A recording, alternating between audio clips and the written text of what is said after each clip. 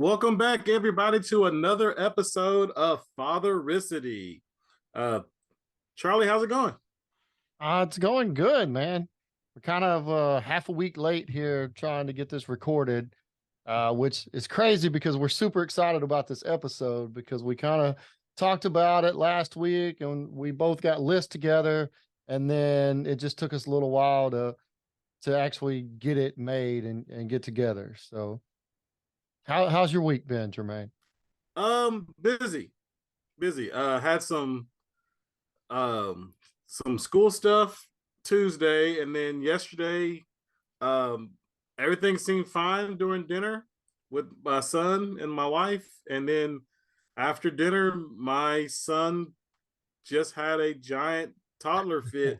I think it was just exhausted, and he just couldn't, voice what was wrong with him. So he just whined and fussed and cried and complained. And but we got through it. He fell asleep hard. So life is good. So I'm here tonight. So here we go. There you go. There you go. All right. So you want to tell everybody what we're doing today? What our Sure. awesome list is about? Sure. We're going with I think I saw this from somewhere, kind of made me think about it. Um so I can't give credit where credit is due. If I stole an idea from some other podcast, that's not our deal. But with fatherhood being what it is, where do you find those role models that you can model how your parenting style behind? And with that being said, we all watch TV, so we decided to go with the top 5 TV dads, fathers that you see on TV shows, sitcoms, real life dramas, things like that. Who are the top 5 fathers that you look up to and respect for what they were able to do and the perspective they gave to fatherhood on television? And we kind of wanted to bring in like all time periods, or that's how I took it. I kind of look back, and it seems like fatherhood on TV now is different than how it used to be. So I don't know. I found myself, I don't know, when you were making your list, I found myself kind of, there's not a lot of recent dads and a lot of recent TV shows on here. Mm-hmm. Well, I was doing some research, and there's one show that I really want to look into after going through this list and making it. There's a show I want to look at. It's been off TV for a while. It's in syndication. It's probably on some streaming app. Um, but I heard the dad from one of the dads on the TV show Modern Family was really good, and seeing different clips of him, I was like, oh, if I got into that show, he might have been on this list. Hold on, hold on. Which I think his one? name was Phil. I think his name was Phil from Phil. Modern Okay. Family. Phil has his moments, but a lot of times he's kind of like what you see with all the new TV shows, to where the dad is kind of like a bumbling idiot. That's Okay, he so has his moments every once in a while, but that's pretty much how he's portrayed, is just a bumbling idiot kind of side character. okay, so and that's the thing. Myself and Charlie both said that most TV dads today, from what we know, seem to be more the bumbling idiot as opposed to the head of the household, the person with the good advice, the wrap up the episode, all that kind of stuff. Like a strong So male role model. Yeah. I mean, yeah, don't see that so much at all. So okay, all right. so So we going. I have a top five. They're not in. It's tough to order them, really, but I mean, these were kind of like the five best TV dads. Is okay, what so I you got thought. your 5, I got my 5. We haven't talked about our fives before, so we're gonna figure out together right now, live, as you're listening to us or watching us, what our dads are. So, you got any? I got an honorable mention, maybe 2. You want to start with Well, those? let's do honorable mention after. Let's do it Okay, after, and that way we won't know who's on or off the list till after we get done, and then we can talk about the ones that we thought about putting on the list. all right. So you go first with your number 5. Okay. I put my number five as Carl Winslow from Family Mm, Matters. I mean, not only was he in the okay. Super Bowl commercial about TV dads, you remember when they did that? Yeah. But and I think he's got another commercial going on now, but he was always he was a cop. He was there, and I just remember He tried to talk sense into his kids, and he was kind of always there for them when they needed it. Okay. That's a good one. That's a good one. My number 5 is Dan Connor from Roseanne. Dan Connor. Okay. Now, I'm gonna say this. I'm talking about 90s Roseanne. I don't know about the Connors, the new stuff.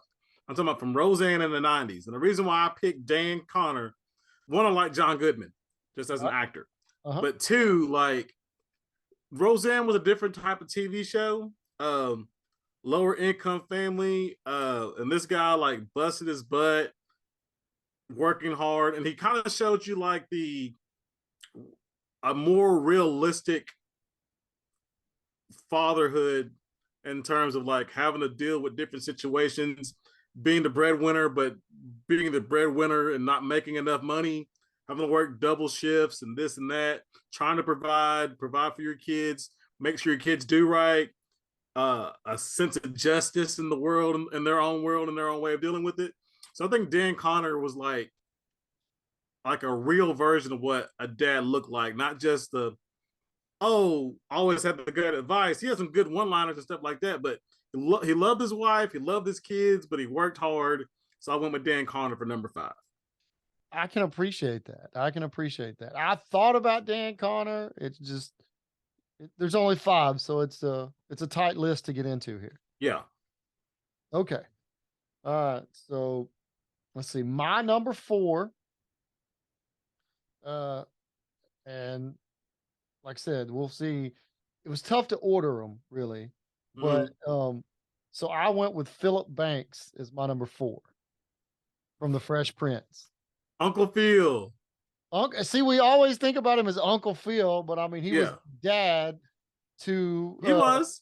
yeah, I mean, he was a dad and a father figure to Will throughout the show. So I mean, he was always there, and he was stable, and like I said, he was always looking out for the kid's best interest, and that's kind of what I went with here to be a good role model. So Okay, I'm gonna flip mine right now. I numbered mine 1 through 5, and I left the dude off. As we started talking, I was like, wait, I forgot one. I forgot a dad, and I've got to put this dad in this spot. So I'm gonna okay. move my number 4 on my phone, put him in the honorable mention spot, and create a new number 4 for myself. So you And that just is bumped going to number be 4. You just bumped number 4 off the list. Number 4 was yes, there, and he didn't get bumped down to number 5. I mean, you can no, say you want to bump Dan Connor and then just move 4 down to 5. no. Okay. Okay, and I'll explain why in a second, Okay. and toward the end. But my 4 is gonna now be my honorable mention. This is how good this dad was. That's what I'm saying. Danny Tanner, Full House. Danny Tanner, Full House. I thought about him when I was making my list too, because he And had you some see my tough number, circumstances. yeah. So Danny Tanner, number 4. Dealt with tragedy. Single dad, had to bring 2 other guys in to help him raise his kids, but like was always there for his daughters. Was the disciplinarian when he needed to be. Clean freak, all that kind of stuff. But like weird dad jokes and all that kind of stuff. But like he kind of showed what it was like to be the dad and the mom, and just kind of like having to take on all those roles at different moments throughout his kids' lives. And I just, he always had something profound to say at the end of every episode that kind of tied it all together. Yeah. So Yeah. I He know it's always talked cheesy, about it. but Dan Tanner, number 4. Hey, that's a good one, man. That's a good one. Okay. All right. So my number 3, moving all along. Okay, so I just want to preface this. This was my TV dad that made the list for the character he played, not the person that he was. Okay. And that would be Dr. Cliff Huxtable, is my number 3. Because As again, soon as you, as soon as I as soon as you prefaced gave the it, you knew. disclaimer, I knew. Yeah, you knew exactly what we're talking about, because we had no idea while he was playing the wholesome Dr. Huxtable that he was doing all this other stuff on the side. But as Yeah. far as the TV show goes, he was a great role model. He was there not only for his kids, but the other kids in the neighborhood. And I mean, he was just he always, like you said, he had like a sense of humor. He had the dad jokes, and anyway, that's why he ranked as my number three. Okay. No, my number three is a dad that I don't think a lot of people know about because of the TV show that I don't think enough people saw. Okay. Uh, Michael Kyle from My Wife and Kids. Okay. You're right. So this is Damon Wayans. Hmm. You remember in Living Color? Yeah. Yeah, Damon Wayans had a TV show on ABC, My Wife and Kids, It still and comes he on. is my number three. Yeah, he's my number three dad because he was that upper middle class dad. Um, Loved his wife, cared for his wife, loved his kids. His son Junior was an idiot. Um, but they dealt with some situations that you didn't get on Full House. And the way that he, I really picked him more than any reason was because of his relationship with his wife. Like he was a dad, he was a father, he was a working dad on his own business, but like I really appreciated seeing him and how he treated his wife. And even when they had fights and conflicts, they always seemed to work it out. And he always had his wife's back. He always had his wife's back. It wasn't a show that showed him being an idiot and his wife being dumb or she being overbearing and he being, anything like that. It was a pure 100%, 100% type of relationship with him and his wife. And I just think it was a really good show. So Michael Kyle, My Wife and Kids. If you haven't seen it, go find it, watch it. Yeah. Another good choice. I'm surprised we haven't had any overlap. Yeah. I really am. But I think we kind of went in different directions a little bit here. Just looking at it. Okay. So my number two, Mike Brady from the Brady Bunch. That was like the world's introduction to a stepdad, the family kind of having to assimilate together, and you saw all the different personalities he had to deal with. And so he had his kids, he had his stepkids, he had his new wife in the middle of all this. And so they were probably a little above, I guess it would be what I would call middle class, because I mean they had a maid. So, Yeah. so there was that, but like I said, I just thought he was always a real good example of kind of the meshing families together and just diving in and making it all work. I thought about Mike Brady, but I couldn't put him on the list for two reasons. Okay. One, I don't remember anything from the TV shows. And two, because I don't remember anything from the TV shows, I only remember him from the Brady Bunch movies in the 90s. Okay. And I liked them. But I just couldn't, I was like, I didn't watch it enough. For Right. example, I was thinking Happy Days for a minute and Richie Cunningham's dad. I like that dude as an actor, but I was like, he didn't do anything on the show. Right. It was all about the Fonz. So like dads like that. So dads like that, those 70s TV shows, 60s, 70s TV shows, like they were really good dads, and I remember watching them, but like the shows weren't about those dads. Yep. So I thought about Mike Brady. Okay. My number two is Uncle Phil. Uncle Phil was number two. Okay. And if you don't understand why Uncle Phil if Uncle Phil is not in your top five as a dad, because yes, he was an uncle to Will, and that was the whole idea. But he got on Hillary, he got on Carlton, he got on the other one, I forgot her name. Ashley. Like he was a dad, and when he was raging and had to make a point, you saw dad anger. And here's the thing, it was righteous dad anger. Like when he got on to those kids, they knew they did something wrong. But he was also quick to pull them out of the fire if something was done, if they were done wrong. Mm-hmm. So him being that lawyer thing kind of helped with that. So yeah, Uncle Phil was definitely my number two. And if you don't watch the scene, remember the scene with Will toward the end of the show when his dad showed up and left him, and Will Smith crying and Uncle Phil's right there. If that doesn't hit you some type of way, you're not a human being. Yeah, no, I Just think you that ain't would got hit no feelings. most all the dads out there, just thinking about the situation to where how Will probably felt in that after his dad had left him and then was coming back into his life and they were going to get to go spend time together, and then all of a sudden something more important came up, and Phil was again the only dad Will had. Yeah. Yeah. So he's Okay. my number two. All right. That's a good number two. Like I said, I figured there would be a little bit of overlap.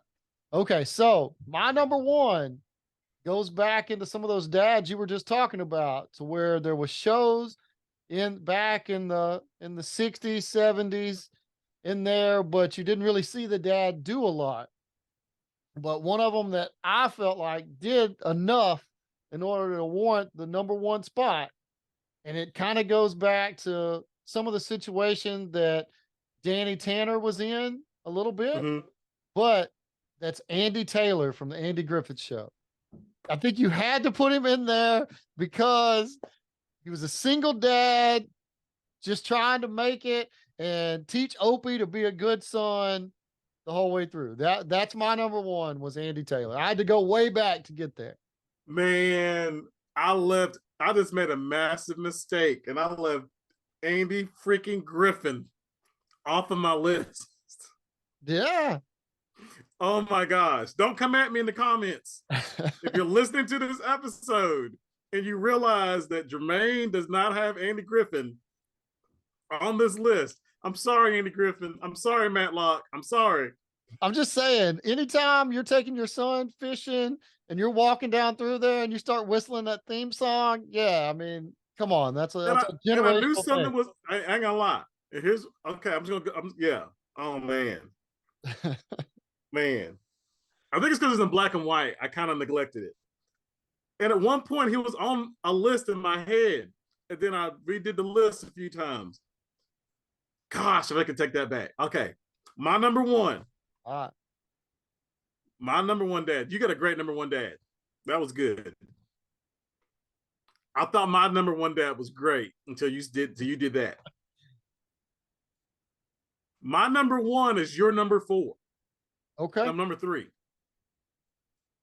Heathcliff Huxtable is my number one TV dad. Okay. TV dad. Not real life dad, not reality dad. Heathcliff Huxtable from The Cosby Show is my number one TV dad. And I'll tell you why, and I'm sure you know this as well as I do. As a kid, Thursday nights, 7 o'clock, NBC, without fail, I watched The Cosby Show. Every episode, every season, never missed it. Even I did miss it because junior high was playing sports, but no, The Cosby Show. It's Bill Cosby number one. As a TV dad, find those clips on YouTube of him on TV, and you'll understand why. The Yeah. real life stuff, I'm not gonna talk about. Yeah. None of the trial So, stuff or nothing like that now. Just as a TV dad on the show, he was awesome. So all that's right, a that's a good list. Now the ones that didn't quite make it. yeah. So I'll go on mine. I didn't have Carl Winslow was one of my honorable mentions. Okay. And the reason why I gave him an honorable mention was because while he was the dad to Laura and Eddie, and there were episodes that it focused on him being a dad to Laura and Eddie, he was more of a sidekick to Steve Urkel. And that was like, I couldn't. So he was on my list, but he was definitely outside the top five for me. Okay. Okay. So how many honorable mentions do you have? Because I think I've got four. Well, now that you mentioned Andy Griffin, I wish I had a 1A and a 1B. The other one I did move. The one I did move. Uh-huh. My original number four, and you're gonna get a kick out of this one. Al Bundy. Al Bundy. I see. I just couldn't put him there. Al Bundy was not a great dad. I beg to differ. Al Bundy I was not even beg that to great of a differ. person. I mean, He was okay. See, that's the argument. Dad versus person. He always fought for his wife and kids. He didn't like them. he didn't like him. You're He right. didn't. He didn't like them. But no one disrespected his wife. No one disrespected his kids. He treated people poorly, but if you were in his circle, I picked him because he was like not a bitter dad, but more like, the dad that also is a guy. Well, he was pretty bitter. I mean, don't say he wasn't bitter. I mean, he I hated didn't his say he wasn't life. bitter. He sold shoes. He'd come home. He'd take vacations and just sit on the couch and like have a fence around there or something to where nobody could Yeah. disturb him while he was doing that. And that was his whole vacation. Yeah, Yeah. no, I See, mean, yeah. But like Al Bundy was like my number 4 dad because when push came to shove, he was gonna do right. He talked about him all the time. So remember the Vanna White episode when Vanna White wanted to oh have yeah, relations yeah, with him and offered uh-huh. him a bunch of money, and he couldn't do it because he loved his wife, even though he hated her. Yeah. Like, if you're hearing one in the background, my son walked in, so he's playing on the elliptical right now. So, but Okay. yeah, those are my 2 honorable mentions. And again, if I could go back, Andy Griffin would be my 1A or 1B. Okay. All right. So my honorable mention, I've got 4 on here, and I think these were all kind of 4 guys that led early on to um kind of the TV dad we see now, to where they were kind of there more as comic relief and just making the father figure humorous and maybe not as serious as some of these other dads were. I mean, a lot of the other dads had comedic roles, but you just didn't see it as much. And I think these guys kind of dumbed down the dad a lot to where you get to where we are now. But so Ray Romano from Everybody Loves Raymond. All right. And then Tim the Toolman Taylor from Home Improvement. And then I went all the way back to George Jefferson because I felt like he just always tried to be funny and silly. And anyway, I didn't feel like he was a great dad, but anyway. And then farther back, well, maybe not farther back, but along those same lines, and this probably could have went like your Al Bundy being on there, was Fred Sanford from Sanford and Son, because he was older, so it was a different relationship because Mhm. this was him with his adult son. Yeah. But just seeing how they interacted and things like that. Anyway, I put him on the list. Like I said, all these guys kind of put the silliness into the dad at some point or another that I think we see today. Yeah. See, I thought about Ray Romano too because as I've never watched the show when I was a kid growing up, but then as an adult, especially the last few years, just watching just random TV shows. Um, Everybody Loves Raymond would come on, and like I find it hilarious, and like the dude was funny. He was a sports dad, and he had twins and another little kid. It was the relationship with his brother and his parents Yep. that like really like was like the thing, like that dynamic. Not a lot of shows show that dynamic, and I think that Ray was really good. I thought about Fred Sanford, but to me, like I don't see him as a dad. The same with who's the other one you just said? George Jefferson. I don't even remember George Jefferson even being a dad. Well, I mean, that's what I'm saying, but it was more about him just being a character on the show. And Yeah. that's kind of what we've fallen into now. Yeah. Like your Phil Dunphy uh pick, I kind of felt like that's kind of where he is a little bit for Modern Family is. I mean, he's Yeah. always doing boneheaded stuff. And I mean, him and his son there's an episode where they make a video of his son. He was like walking in the driveway and he bounces the basketball up, hits his dad in the face, and it goes in the basket. So then they start trying to record it and redo it. And I mean, there's just if you watch the show, you'd see he's kind of the bumbling idiot. Yeah. I have two more honorable mentions that I can throw out there now. And again, one is will make sense, and the second one's a little more obscure. But again, in my mindset, I'm just seeing the different aspects of a dad, and I'm trying to compartmentalize them. So like, if you took all these dads and took one element or one style or one thing they did well and put them into one person, they'd be like the greatest dad ever. But like Homer Simpson from The Simpsons early years. I haven't watched The Simpsons in a long time, but the first couple of years, yes, he choked Bart a lot, but you again saw a dad that would do anything for his kids. And that one episode toward the end with Maggie and he's working at the power plant, there's that sign that just says, "You'll be here forever." Yeah, yeah. And like they're like, "Dad, why don't you have any pictures of Maggie?" And he's like, "I do. And the one place I need her most." And it's at his office, and it covers up "You'll be here forever" to "I'm here for her." Right. Something like that. Yeah. So that's I one. think And that then was two, wasn't that another commercial during the Super Bowl or something? maybe. I think So so. he's one. And then if you ever watch the show How I Met Your Mother, Yeah. yeah. So not Ted, Marshall's dad. Marshall's dad? Marshall, so the big tall character, lawyer character guy, his dad. Only a couple of episodes, but like I'm telling you, and now here's why I picked him in particular, especially the episode when you find out he died. Okay. You can find it. It's on Hulu or something like that. Find that episode, but like all the other episodes up to that, it kind of shows you the imprint that a father has on their son. Everything Marshall did was because of his father. Like his father was such an example for him that he didn't necessarily model his life behind him, but like those are the values and principles that stuck with him throughout the entire show.